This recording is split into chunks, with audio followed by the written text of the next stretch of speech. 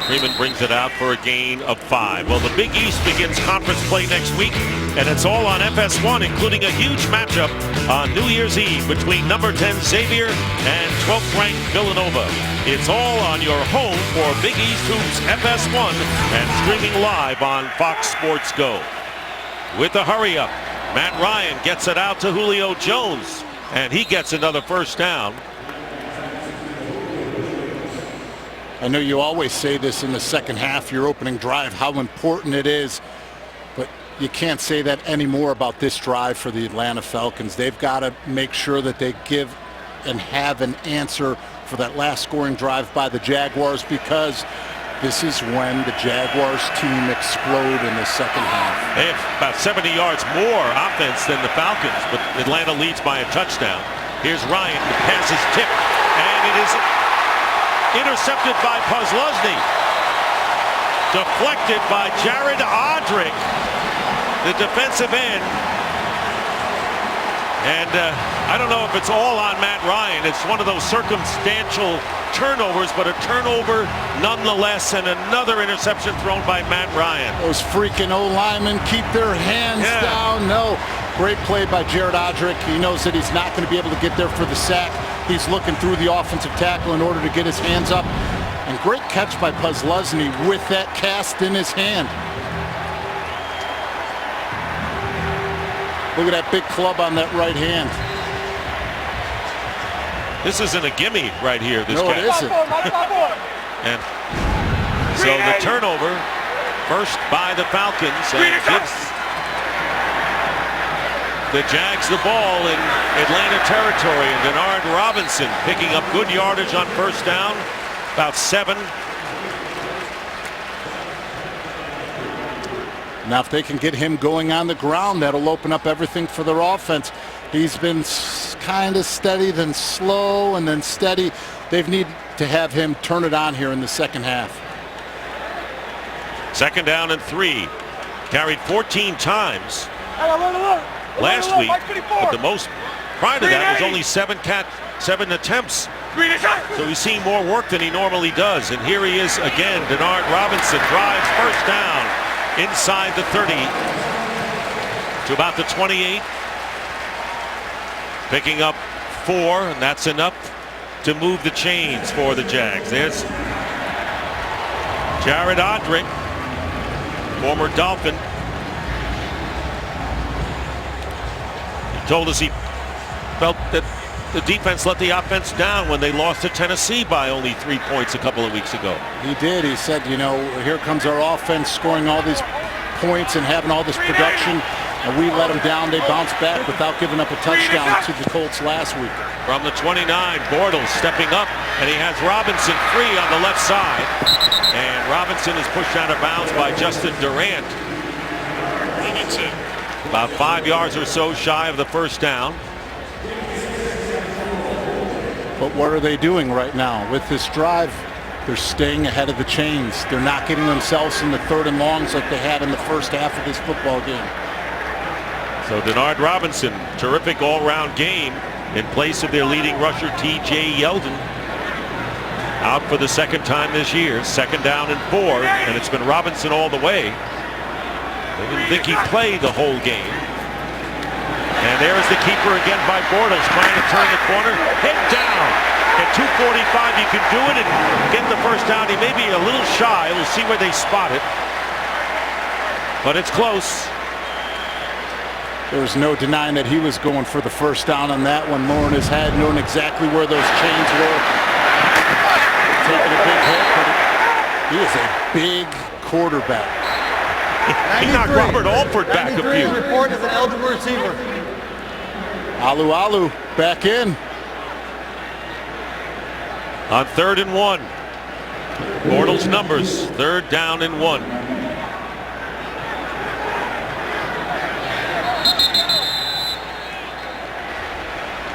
And a whistle and a timeout called by Jacksonville, their first of the second half.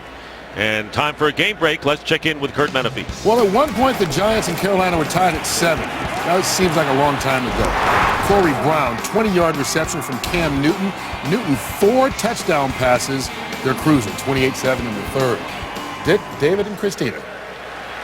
You know what? Thank you, Kurt.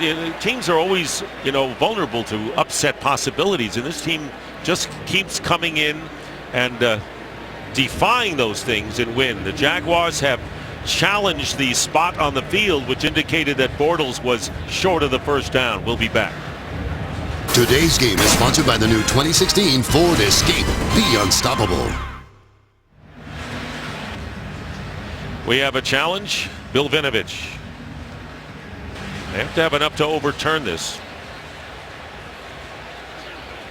After reviewing the play, we're going to respot the ball and measure. The ruling on the field was that Bortles was short of the first down. And if you notice, what is it? It is his right knee.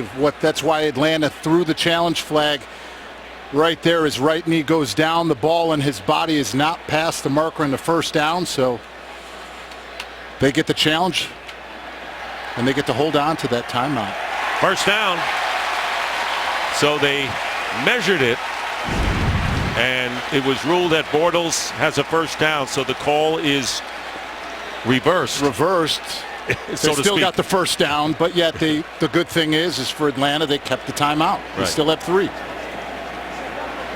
So the Jags still have their 3. I've seen some strange things in this game on calls on line of scrimmages. Due to the first down, Jacksonville has not charged a timeout and won their first challenge. First down. So as we said, they win the challenge. Call was reversed. Still have 3 timeouts. Ball at the 19.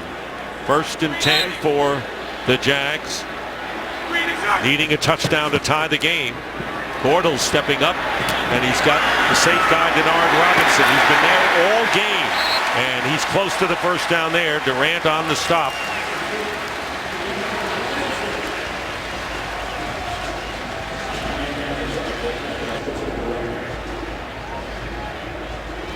No signal given, and they line it up as a second down and less than a yard.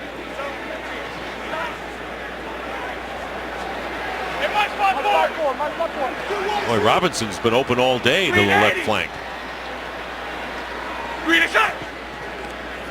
Play action. Bortles drills it. Caught. Touchdown, Allen Robinson. And a flag down right near the goal line.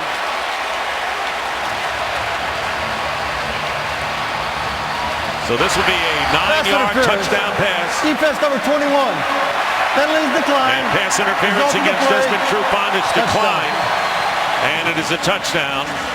So Bortles has brought the Jags back in the second half, as he did last week. To this point, 13th touchdown catch, leading the league for Allen Robinson. I said that catch earlier in the game in the first half that Allen Robinson had over Trufant had to be a confidence booster for him, because today he has 2 catches, 1 catch, 1 touchdown against Trufant. And coming into this game, Trufant only had 24 receptions that he's given up, which is number 1 in the NFL. So they weren't scared of him. They've been able to attack him, and that's the confidence of Allen Robinson and Blake Bortles. And of course they'll review it to see whether that was caught in the end zone. So we'll take a close look here. That was the interference. And that was the touchdown catch. And by the way, for Blake Bortles, 14th consecutive game that he's thrown a touchdown pass. That ties the club record set by Mark Brunell. And it is a touchdown, and looking to tie the game now will be Jason Myers. Had his problems, as we said, in extra points, but has kicked 6 in a row, and now 7, and that ties it up at 17 all. Here was the pick on a deflection. Ozlosny and Allen Robinson with the touchdown that brings the Jags back from a 2-touchdown deficit. Today's game is sponsored by Microsoft Surface, the official tablet of the NFL. Back here in Jacksonville, they're all smiles here in Jaguar land 6 plays, 39 yards, and both teams have capitalized on turnovers. A touchdown for Jacksonville here and a field goal late in the first half by Atlanta on an interception. Now the Falcons, seeing a 14-point lead dissipate, will start at the 20-yard line. Is this Groundhog Day or what as far as the Jacksonville Jaguars? Like a week ago, all of a sudden something happens. As you mentioned, momentum. A hero takes over so far, and they're back in the game. And last week was the first time that Gus Bradley said through his tenure where the game was won with all 3 phases. The defense comes up with an interception. The offense is putting points on the board. Now let's see if the special teams add on to give them that extra dimension that they need to continue with the momentum and hopefully for them take over this football game. How delighted today that Podlesny came back this week. First down. Devontae Freeman slips and falls and will lose a yard. And Podlesny on the tackle.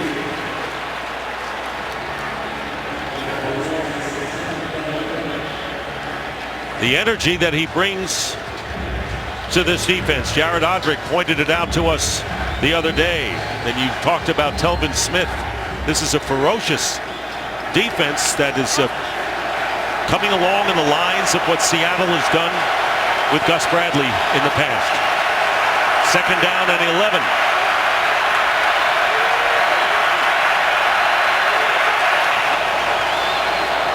They're going to run it again to the outside.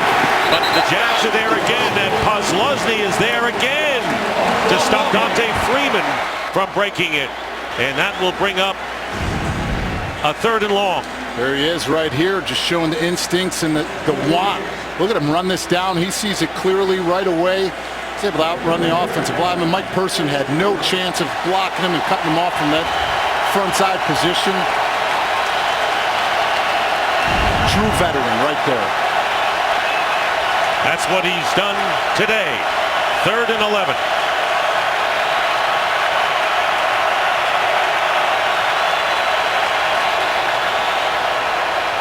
Matt Ryan slings it to Julio Jones, and Jones will have enough for the first down as he gets to the 31-yard line. So a clutch 3rd and long connection from Ryan to Jones, and his 7th catch of the game, 116 on the season, sets the team record for most receptions in a year, breaking the mark set by Roddy White 5 years ago. Nice job by Matt Ryan, feeling the pressure rolling out, still keeping his eyes downfield, throws a perfect ball to Julio Jones, and Devontae Freeman, who was out there on a route, was actually able to come back and give a block for Julio Jones to get those extra yards for the first. From the 31, Freeman gone off the left side. And a good tackle made by Hayes Pullard, rookie from USC. So Julio Jones, the only thing you raise your eyebrows about, the 7 touchdowns, but 1 already today. What with that catch, he just went to 116 to take over the single season franchise record. And who owned it? Roddy White with 115. Second down and 8. Ryan can't get away from Jared Odrick. Tell you, this is an inspired Jacksonville team on both sides of the ball right now, making it happen in the second half. In a tie game as we wind down to 3 minutes to go in this 3rd quarter. We talked about momentum. Who was going to step up and do it? Paul Podlesny's been that catalyst to get everything going defensively for him. You brought it out early, thought it might be an offensive guy, but instead it's their linebacker. 3rd down and 9. Here's Ryan, pass, and it is caught by Julio Jones. So just when you think you're out of the woods, Julio Jones makes an 18-yard grab into Jacksonville territory with Sergio Brown upending him. He's going one-on-one against, my mistake, against Devon House. House is playing that trail technique Julio Jones is able to set it up and convert a huge third down for them. Well, Ryan's hit a couple of third downs on this drive. Devontae Freeman for a couple of yards.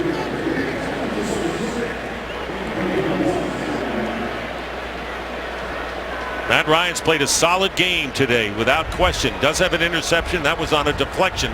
Ball that normally could be batted away, deflected into the hands of Posluszny. But Jacksonville got the TD out of it. 2nd down and 8.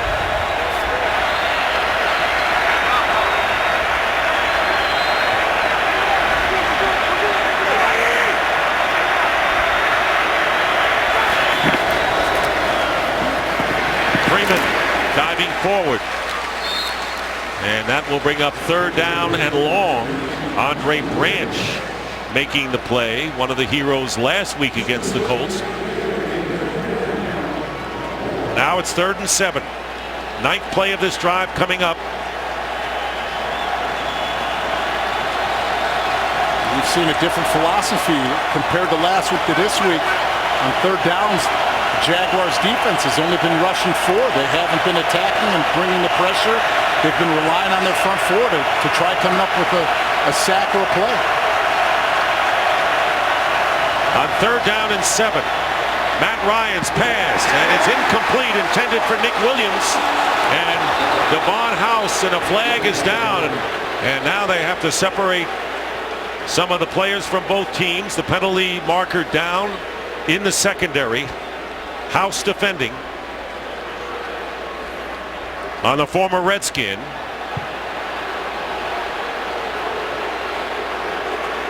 Pass interference. Defense number 31. Spot foul. Automatic 1st down. And it'll be a 1st down for the Falcons. Well, House gave up the play earlier to Julio Jones on the big 3rd down conversion. This time he wasn't going to let another one go.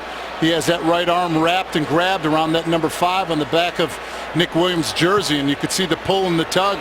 The body leaned back. 1st down at the 40 of the Jaguars.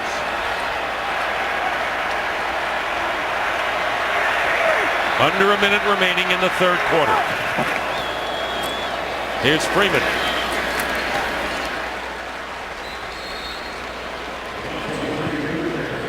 Telvin Smith on the tackle.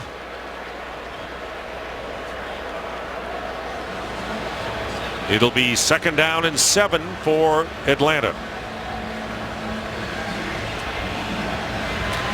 They wanted balance today, and so far they have it.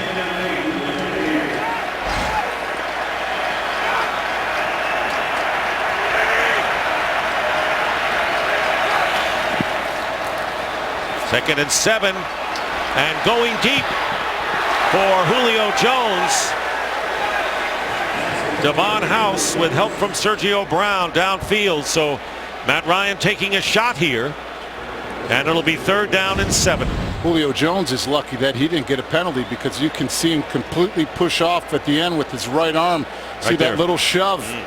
He got away with one. He did. Like I said, in the 1st half, they've, outside of the clear one earlier that House had, they've been letting these corners and these wide receivers play. 12 seconds remaining in the quarter. So another 3rd down issue for Matt Ryan.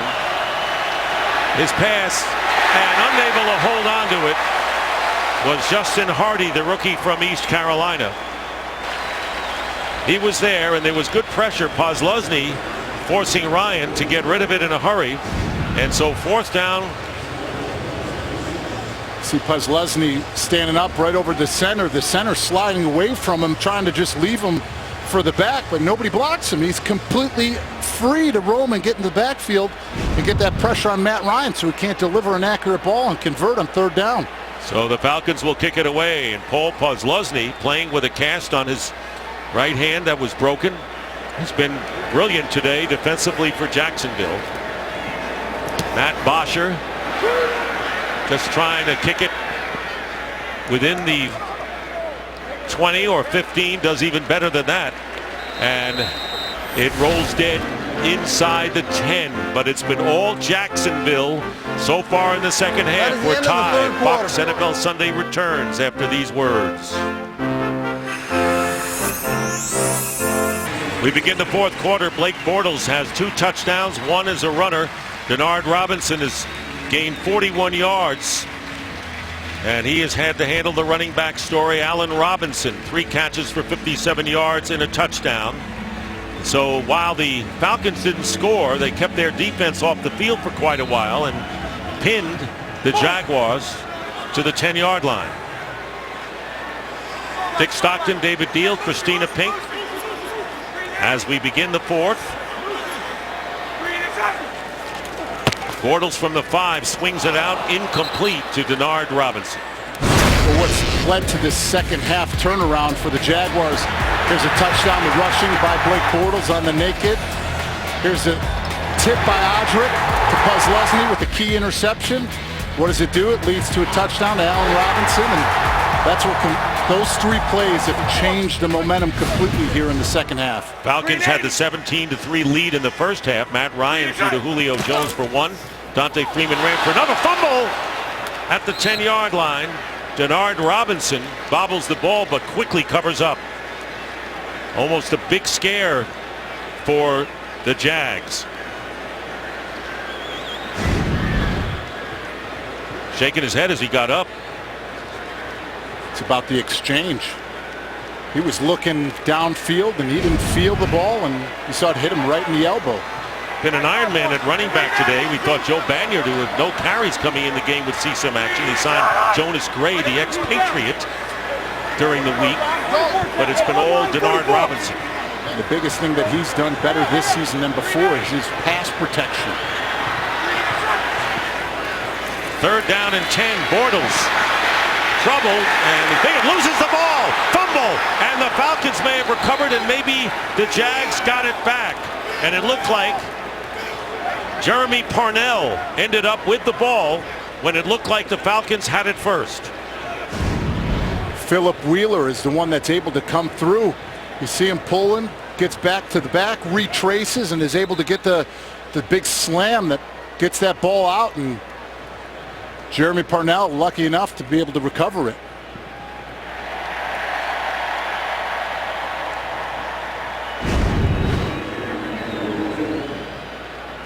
And we have an injured Falcon at the 5-yard line. We will take a timeout. 4th down and 15. The injured Falcon was Grady Jarrett, the defensive tackle, the rookie from Clemson. Devin Hester just about at midfield, and Brian Anger will be kicking from the back of the end zone.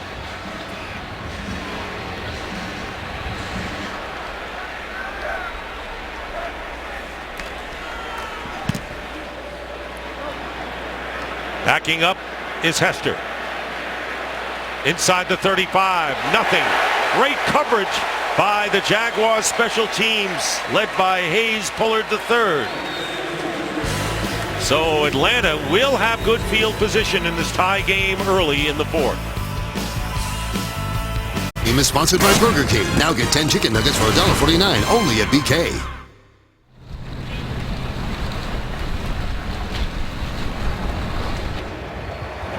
Going into the locker room is Grady Jarrett on his own power. Meanwhile, the Falcons starting from their own 38-yard line in a 17-17 tie. Minute and a half gone by here in the fourth. It's been a balanced attack for the Falcons, which is what they wanted. We'll see what their strategy is here. They're going to do a play action with Matt Ryan. Matt Ryan downfield. Well covered. Flag is down. Bumping going on. Julio Jones was hit. And this will be a pass interference call against the Jags.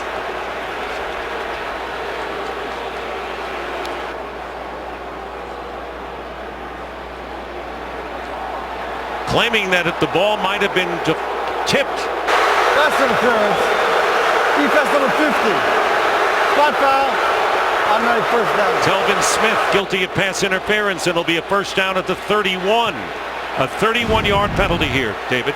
There's Julio Jones running that deep crosser. Aaron Colvin is on defense. He gets across. And there's Talvin Smith running into him.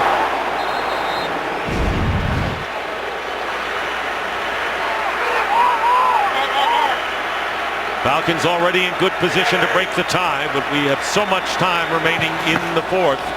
Here is Matt Ryan looking right, throwing right to Julio Jones, who will be about 5 yards shy of the first down. For a game break, let's check in again with Kurt Menefee in Los Angeles. So Brian Hoyer didn't start because of concussion. TJ Yates started quarterback for Houston, tore his ACL. Brandon Whedon came in, hooked up with Jalen Strong for the first heat at 13-10. Indianapolis just lost Matt Hasselbeck, so Charlie Whitehurst now in at quarterback, and those two teams are fighting for the AFC South lead. Dick? Sure are. The winner will take over the lead. Jags trying to stay a game behind. They win, they'll be tied for second. And here is Devontae Freeman. And he is stopped in his tracks by Michael Bennett, rookie from Ohio State, taken on the 6th round.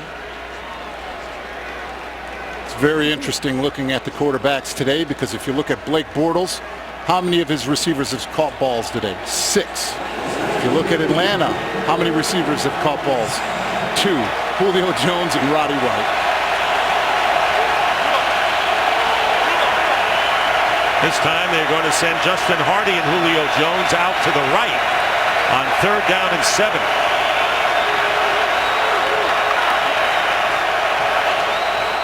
Matt Ryan getting pressure from the right side, but completes the pass. A first down to Roddy White. So it may be just Jones and White, David Deal, but they connect, and it'll be a first down for the Falcons. A pickup of 14.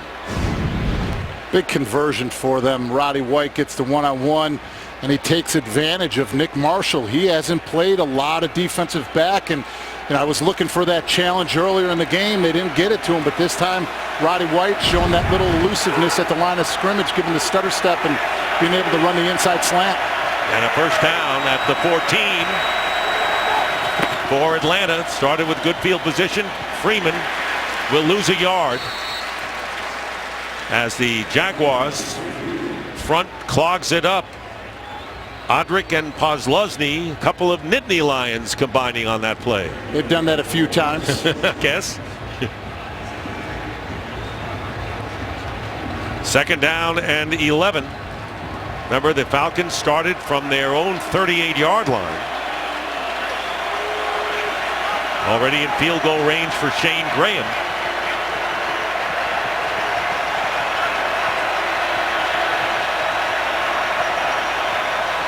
Second and 11. Ryan. And this pass is deflected by Tyson Alualu at the line. Last time they had a deflection like that, it wound up as an interception for Jacksonville. Alualu knows that he's not going to get there on the pressure. He sees that he's in the middle of the pocket. He has his eyes, and was able even to jump early and still be able to have that little bit of hang time to take that one down. You ought to do one of those commercials. 3rd and 11 now. Crowd urging on the Jags to keep the Falcons at bay here.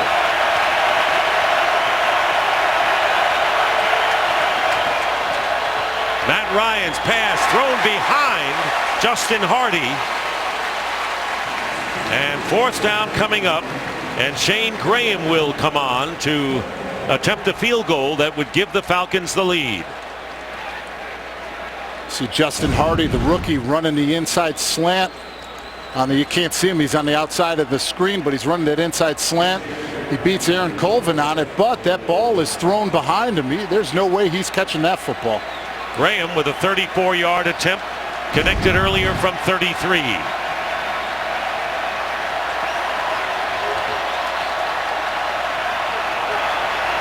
Shane Graham, and the kick is good. It's a 33-yard field goal for Shane Graham.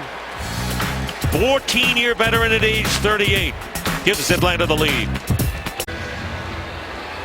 You see Gus Bradley is sitting there having somewhat of a conversation with these officials, because I think he is very disappointed and mad at the call that they made with the pass interference earlier. And that set up the field goal, but it was Tyson Alualu who Got a piece of that toss by Matt Ryan there to stop the surge, but the Falcons lead by 3. Nick Marshall on the return for Jacksonville, and is down at the 20-yard line by Tyler Starr. Blake Bortles, who has 2 touchdowns today as a runner and as a passer, leads the Jags when we come back. Today's game is sponsored by K Jewelers. Every kiss begins with K. Field goal by Shane Graham ended a string of 14 unanswered points by the Jaguars. 4.5 minutes have gone by here in the fourth quarter, and now it's Blake Bortles again. From the 20. Play action for Bortles. Can't find a receiver. Getting out of trouble. And here's Blake Bortles, and he's going to slide close to the first down. He'll be a yard shy. Troy Bierman very nearly got to him, but pretty nimble at 6'5", 245, David, I would think. Showing his poise throughout that entire time of feeling the pressure. He kept his eyes downfield. They ran a stunt. They ran a TE game, which the tackle starts at first. The end loops around. Troy Bierman gets free down the middle, but Blake Bortles showing his athletic ability and his desire to make sure that he gains some yards on it. He's rushed for 44 and passed for 250. It'll be 2nd down and 1. And here is Denard Robinson, loses the ball, and the Falcons had it. It's a loose ball, and it looks like the Jags got it back. Alan Hearns on the recovery. Desmond Trufant first had a shot at it, and then Hearns. So Trufant wanted to run before he had control of the ball, and that cost Atlanta. Almost had a big turnover there. Happened earlier before. Look at the handoff, the mesh. Earlier, Denard Robinson, it was on him. He hit him in the elbow. This time, you look like Bortles was trying to pull it out or keep it. Jonathan Babineau actually was the man that knocked the ball away. So now the Jaguars and their fans can exhale. They retained the ball, but they're looking at a 3rd down and 14 here. Both of these fumbles would have been red zone possessions for the Falcons offense. Jaguars have been fortunate. And there's the quick pass, and it's caught by Denard Robinson. But Robinson will be shy of the 1st down. And with 4th down coming up, Brian Anger will come in to kick it away. 10-yard gain there, not enough, however. And Devin Hester will go back deep once again for the Falcons.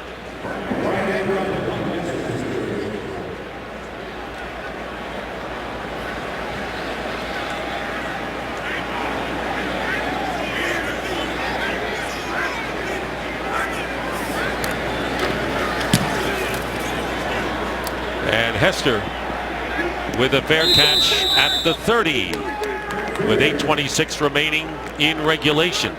Let's take a look at the AFC playoff picture, which we will in a moment. Well, what if you died and then were brought back to life? Well, this January, one man will find out. It's the intriguing new drama Second Chance series premiere Wednesday, January 13th on Fox. Houston leading Indy 13-10. About 5 minutes to go in the fourth quarter for the battle for the lead in the AFC South. Jaguars want to stay in contention with the win here. And a 1st down at the 31.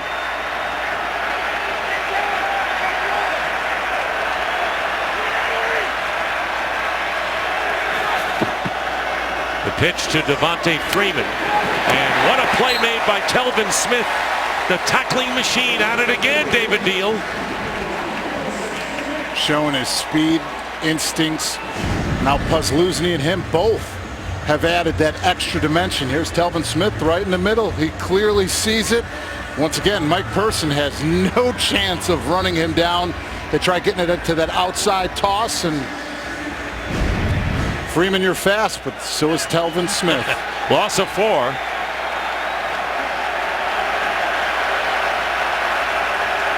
Second down and 14.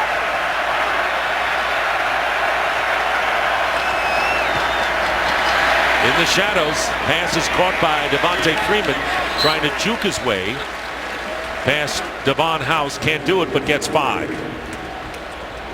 Now here in the second half compared to the first half, Freeman's been a lot quieter in the second half. You've seen production out of Julio Jones and Roddy White, but not so much out of Freeman here in the second. Falcons are 4 for 10 in third down conversions. They've got to get 9 here.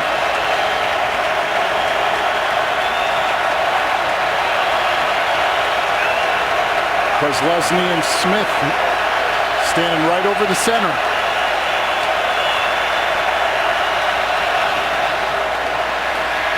Ryan stepping up. He's got time, and the pass caught for the first down. Big reception by Justin Hardy, 4th round pick from East Carolina, and his first reception of the game gets Atlanta 20 yards. Great job by the offensive line. Look at that arc. They pick up the blitz. Puslesny drops out, Smith comes. Matt Ryan has all the time in the world to deliver it and make sure that they convert. So another wide receiver joins the parade after Jones and White. They're at the 48 of Jacksonville.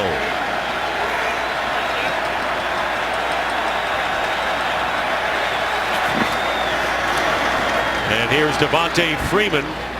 And Freeman picking up good yardage on first down. Falcons still alive. They need 3 wins and 3 losses by the Seahawks for them to get into the playoffs. Remember, this was a team that was 5-0 at one point, 6-1. No team in NFL history ever started off 5-0 and ended up with a losing record. So the Falcons have a lot to play for. And similar to last week with New Orleans, when Drew Brees came in with the mission, that's what we're seeing here. 2nd and 5.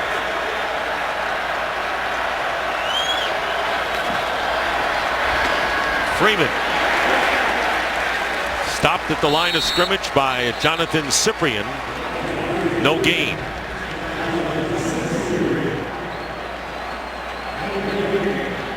Meanwhile, the clock continues to run.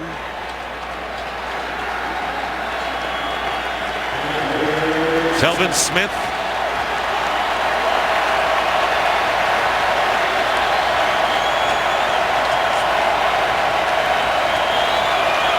Third down and 5.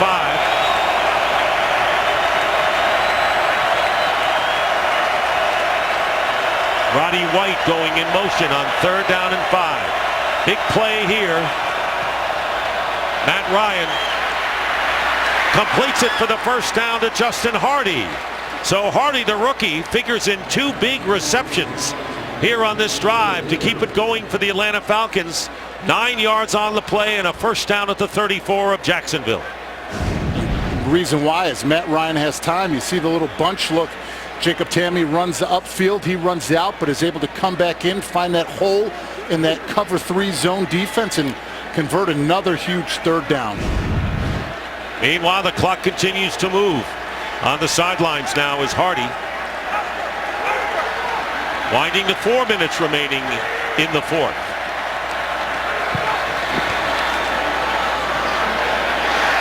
A shuffle pass and a mix-up, botched play, and it could have been worse. Not sure if it was supposed to be a flea flicker or what, but it went to Freeman, who lost 1 yard. Freeman slipped. You see him go down on the cut. He doesn't. Flag is down.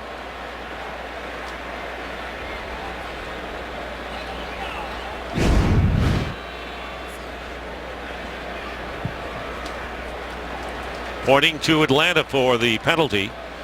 And Bill Vinovich says, what is it? When he knows, he'll tell us.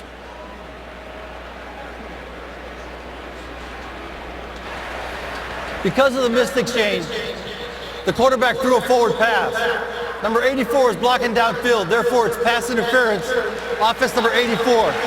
10-yard penalty. Repeat first down. Boy, that is a weird one. It really is. You don't see that often. A few things we've seen today we haven't seen that often either.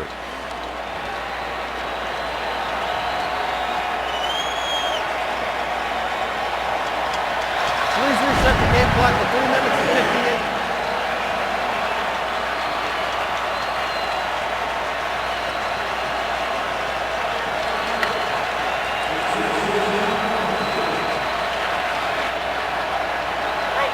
First down and 20.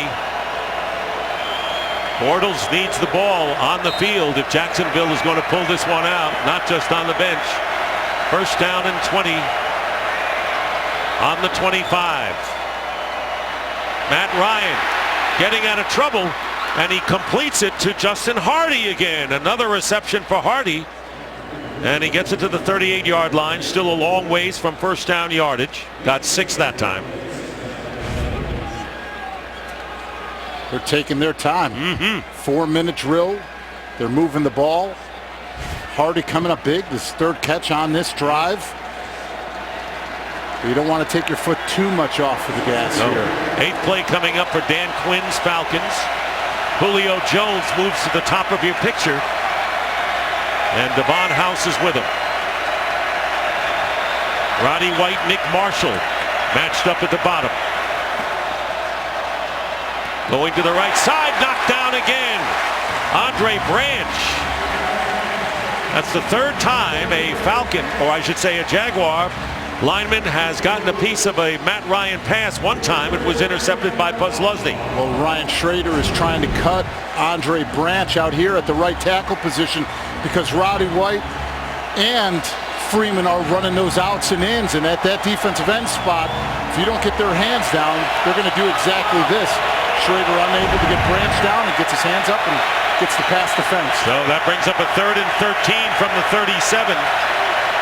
Right now it'd be a 54-yard field goal if they don't gain any yardage here. And here's Matt Ryan, and Ryan completes the pass to Roddy White, the ageless one. Roddy White with a first down for Atlanta, and if the Falcons win, that may prove to be the big play of the game for them.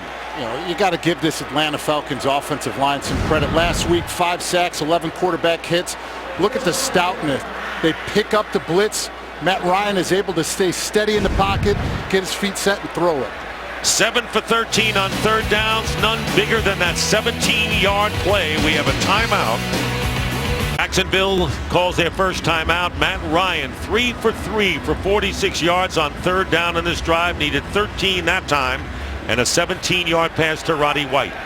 And that conversion on third down may be the play of the game, because now it's going to force Jacksonville to start looking at their timeouts and using them. And a first down. Freeman, Dante Freeman, and trying to stay in bounds. The clock continues to run. We got bonus coverage after our game is over here in that Panther-Giant game, and the Giants, who were down early, now have come to within 35-28 in the fourth quarter of that game with about 5.5 minutes to go. Panthers undefeated, trying to go to 14-0. This is the 11th play of this drive coming up.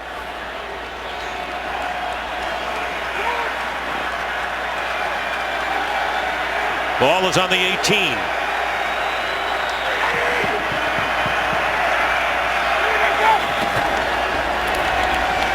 And Freeman is going to lose a few yards. Not catastrophic. Back to the 24. Thanks to Chris Clemens. And we're going to wind down to our 2-minute warning. Already in field goal range. 2 minutes to go 2-minute warning in the fourth quarter, with the Falcons leading the Jags 20-17. 2 minutes remaining in regulation here in Jacksonville, with the Falcons leading the Jaguars 20-17. It'll be third down and 14 on the Jaguars' 24-yard line.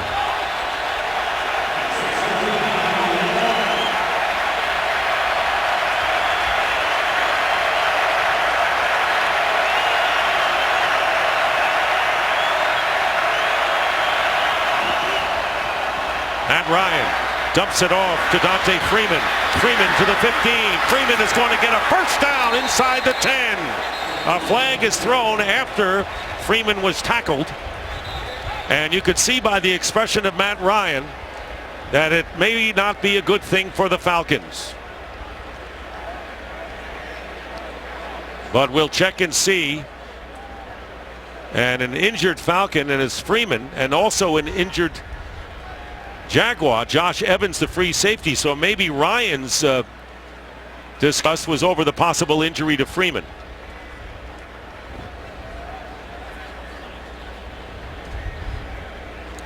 2 flags have been thrown.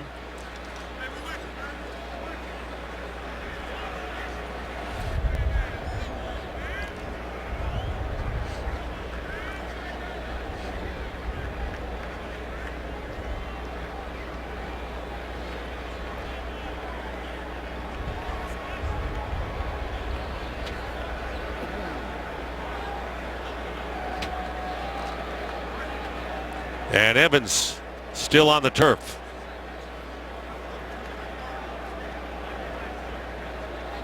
Freeman did get up and go back to his huddle. There are 2 fouls on a play, both by the offense. Illegal block in the back, number 83. That penalty is declined. Illegal block in the back, number 67.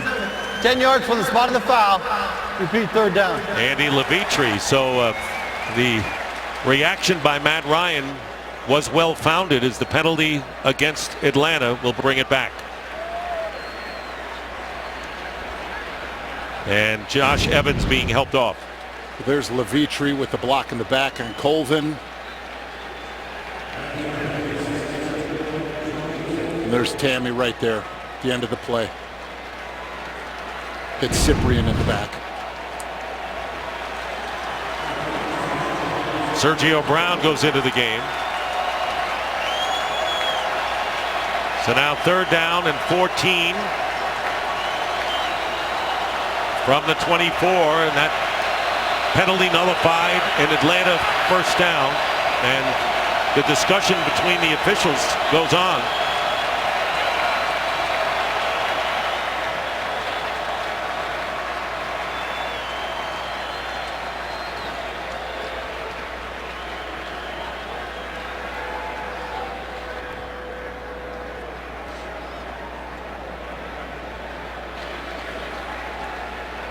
I think I'm like everybody watching right now, trying to figure out what the big discussion is about. They have announced the penalties, the 2 penalties, illegal block in the back by 2 Atlanta players. They move the ball to where it should be at the 29. Because of the injury, Jacksonville is charged with their 2nd timeout. This is big. Because of the injury to Josh Evans, the Jaguars are charged with a timeout, leaving them with only 1.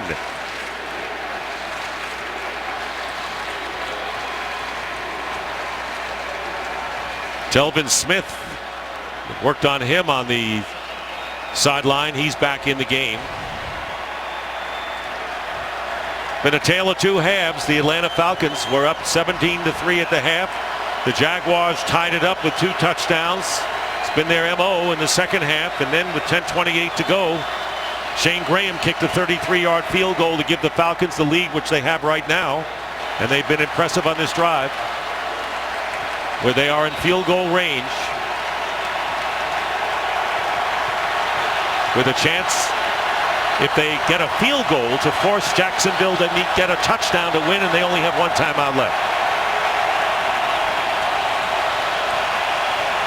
Jacksonville, a game behind both Houston and Indy, and Houston has won that game 16-10. So the Texans lead by 1 game in the AFC South.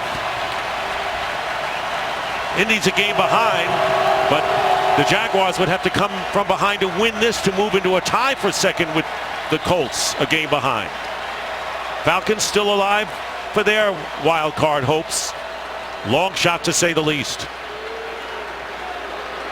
But it never hurts to win. All right, here's Bill Vinovich. The injured Jacksonville player was a player that was fouled. Okay. Therefore, there is no charge timeout to Jacksonville. So they're going to give Jacksonville the timeout back.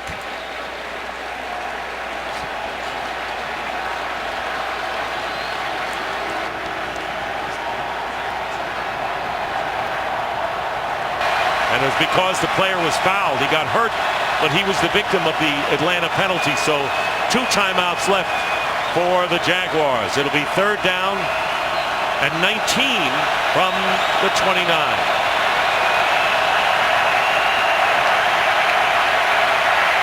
interesting thing is Aaron Colvin is actually back in the game on this play, the injured player. And here is Dante Freeman. And Freeman is stopped in his tracks. And now the Jaguars will call their timeout in a hurry. They still have one, remember, with 1:46 to go. Fourth down coming up. Timeout. Jacksonville. And Shane Graham is going to come on to try to give the Falcons a 6-point lead.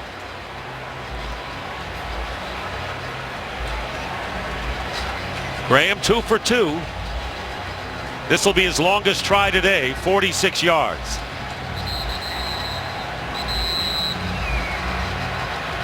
Graham has been with 10 teams in his 14-year career before coming to Atlanta.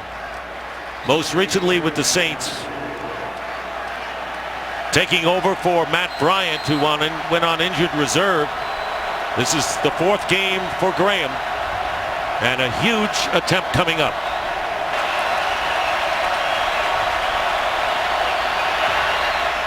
And Shane Graham with the field goal to give the Falcons a 23-17 lead. Blake Bortles and his team needs a touchdown, nothing less. With the Texans beating the Colts 16-10, they take over the AFC South lead by a game over Indianapolis. And the Jaguars would need a win to tie the Colts for second, a game behind. If they don't pull it out, they will be 2 games behind. And for Gus Bradley's team, that would really cripple their hopes. Meanwhile, the Falcons, who need wins the rest of the way and need the Seahawks to lose all their games. Not the way the Seahawks are playing, not likely, but tell you what, this has been a tremendous performance by Atlanta today, David. It most certainly has, especially after the way that they played last week and were embarrassed. They've bounced back. Nick Marshall running it out from the end zone. And he gets tackled as he crosses the 10 by Eric Weems.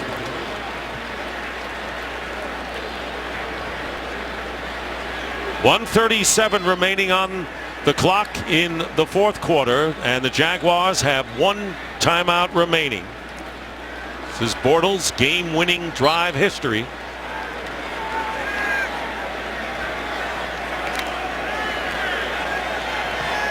Got to go 89 yards here.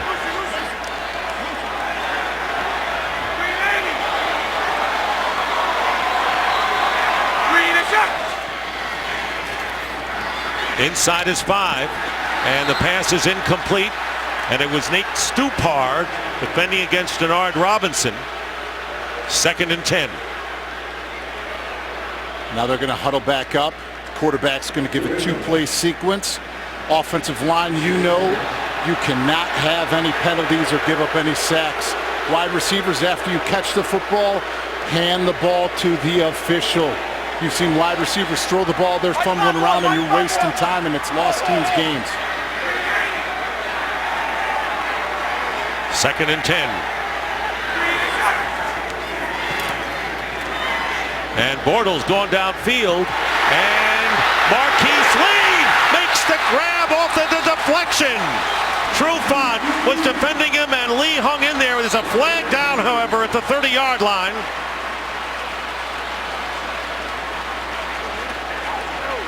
And the clock stops with 1:23 to go, and Lee going to the bench.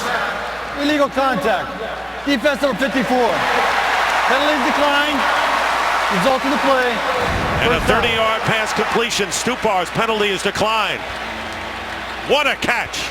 He actually comes back, and right there you see him get hurt, but what does he do? He's smart. He runs off the field so that they don't have to waste a timeout. He listened to you. Nothing fancy, no dances.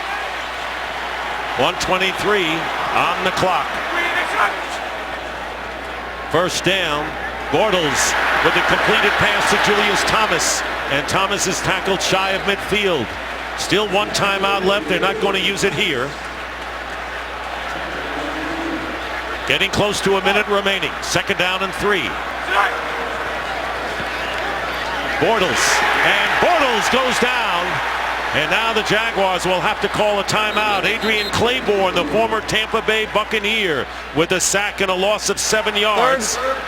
Vic Beasley also involved on the play, and Beasley, the leader in sacks for this team, and the Falcons call their third, or the Jaguars, their third and final timeout with 58 seconds to go. Huge play. Vic Beasley beats Jeremy Parnell off of the edge, so Parnell turns on his second step. So you see the pressure right here by Vic Beasley first.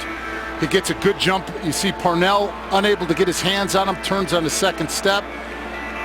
Blake Bortles has to step up. Sure enough, here comes Adrian Claiborne right down the middle.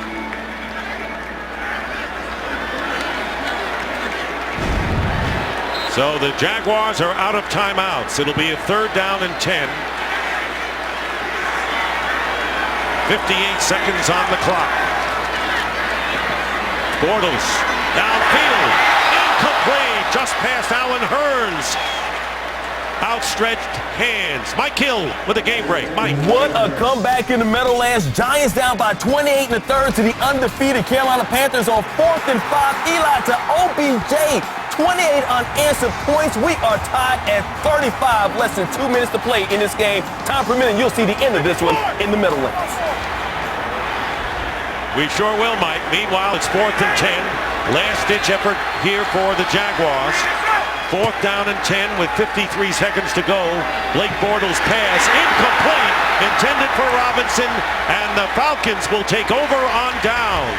Robert Alford defending against Allen Robinson, and Atlanta will get the ball with a 6-point lead and headed for victory here. That sack was everything. It forced him to this.